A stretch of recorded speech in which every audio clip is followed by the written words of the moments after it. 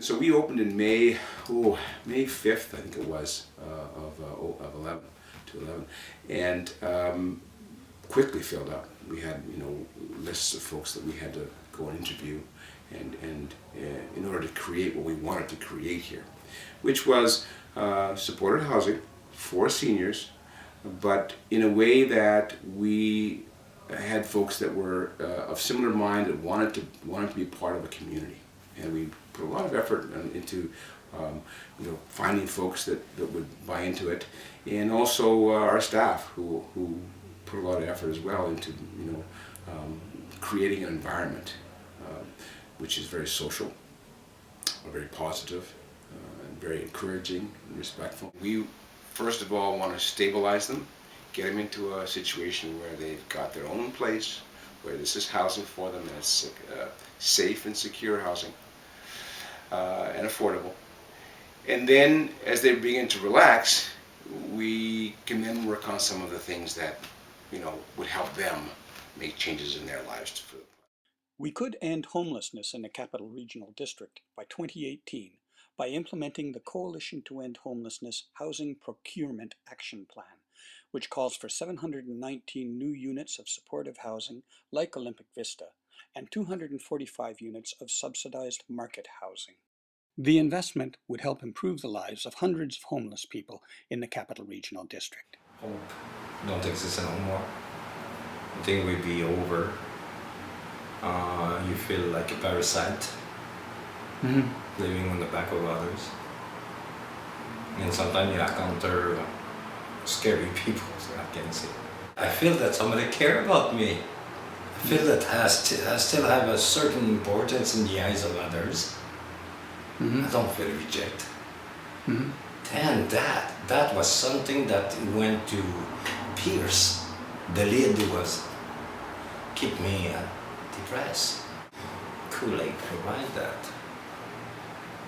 That is what happened. A lot of people would say it's a very small apartment.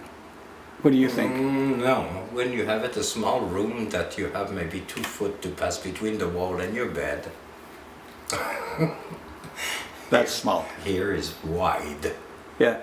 I'm able at night with not too much light, without my glasses, to circulate with my chair without eating nothing. So if I don't have enough room, something's wrong.